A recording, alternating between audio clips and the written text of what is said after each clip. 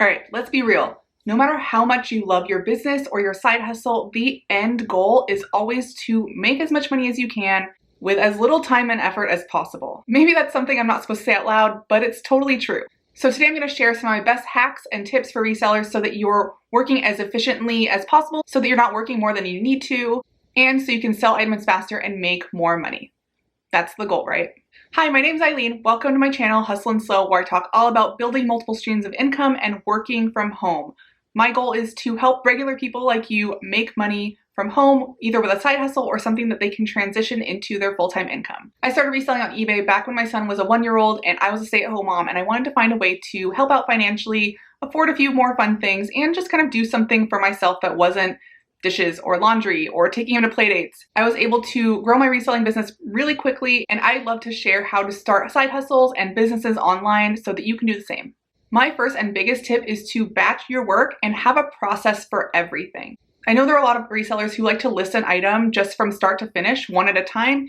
And while that might seem fine, if you want to be more efficient with your time, I highly recommend batching. And if you don't believe me, try listing 20 items your way from start to finish, and then try listing 20 items batching. So like batching all of your pictures, and then batching uploading all the pictures, and then batching making the listing and making it live, and just batching all of your work. And I think you'll find that you save quite a bit of time by batching your work rather than switching from task to task to task when you're listing things from start to finish. The next thing is to cross-post. I talk about this all the time. If you are not cross-posting your items, you are missing out because you're already spending money on these items. Why not get them in front of more people so that you can sell these items faster or even for more money because you're not having to clearance them out when they don't sell. So I use vendo to cross-post my items. It usually takes me a couple minutes per item to just cross-post them to other platforms. I sell on eBay, Poshmark, Mercari, and Facebook Marketplace at the moment. And I'm already spending money on these items, so why not get them in front of more people to sell them faster? My next hack is to use the app Photo Room to batch remove backgrounds. So I like having a white background. I have a white wall right here that I take pictures on, but it never comes out completely white. And I used to try and edit every single picture, and that would just take too much time. So now I make sure the item looks really good, but I don't worry too much about the background. And then since I use my iPhone to take the pictures, I just upload them all to Photo Room. You do have to upgrade to get this feature, but you can have it batch remove backgrounds. So you can select like 100 pictures and it will remove backgrounds on all of them. You go through each one to make sure that they're good, and then you just click download and it downloads to your phone, and then you have pictures with crisp white backgrounds. So I really recommend doing that if you like having white backgrounds on your pictures. If you sell clothing, I highly recommend putting measurements in your listings.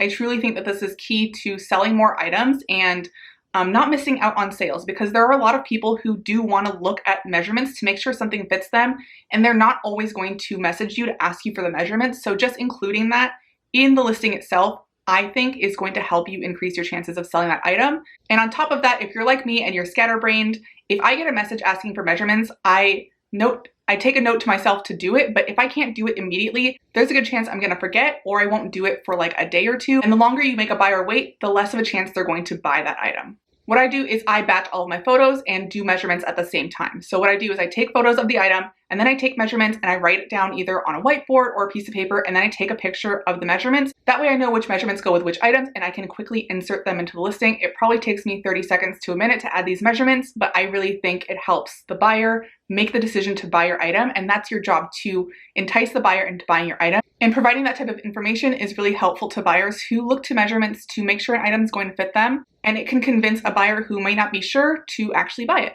One thing I really like to do is when I'm outsourcing, I like to take pictures of my receipts when I get to the car. So a lot of times we will go to several different stores, and instead of trying to keep track of those receipts, which I tend to lose and find a couple of months later, I will just take a picture of the receipt. That way I have record of it.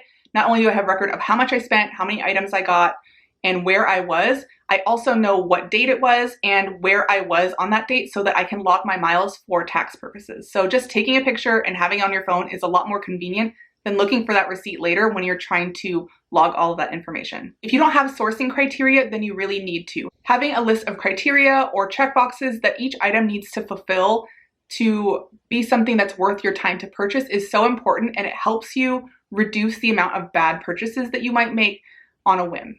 For example, some of my criteria is that it's something I know I can list for at least $30, and I will not pick up anything with flaws or that are missing brand tags or size tags, because I know that all of those things will reduce the amount I can get for that item. So unless it's something I can sell for like $300, I'm not even gonna pick up something that has flaws that I know I'm not gonna fix, or brand or size tags that are missing, unless it's something that I know will sell okay without that information. So it doesn't have to be super complicated. Come up with a profit margin that you need to meet. I know that I usually buy things for $5 or less. So if my criteria is to only buy things that I can sell for at least $30, I'm always going to make a decent profit. And then I know I'm not going to fix items that have flaws. So I'm not going to waste my money on those items and then have them sit waiting for me to fix them and then get redonated.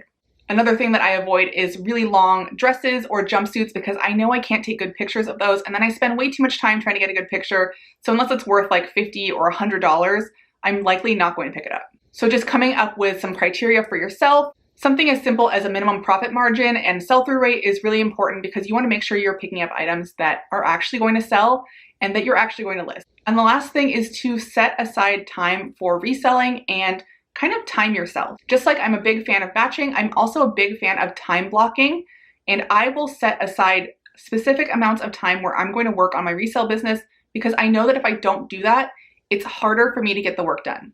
By prioritizing your reselling business and actually putting it into your schedule, so if you have like a dedicated amount of time, like on Saturdays after I go yard saling, I'm gonna spend an hour listing, you're gonna have a higher chance of getting those listings done than if you say, maybe after dinner, a couple nights a week, I will list a couple of items. That's not very specific, and you may or may not do it because it's not really in your schedule. For example, I would set a timer for like 30 minutes and say, I'm going to photograph 20 items in this 30 minutes. That way I have a goal, and I'm gonna work a lot more efficiently than if I don't set that goal and time limit. Sure, you can work more leisurely, watch a Netflix show in the background, and that's how I used to work too.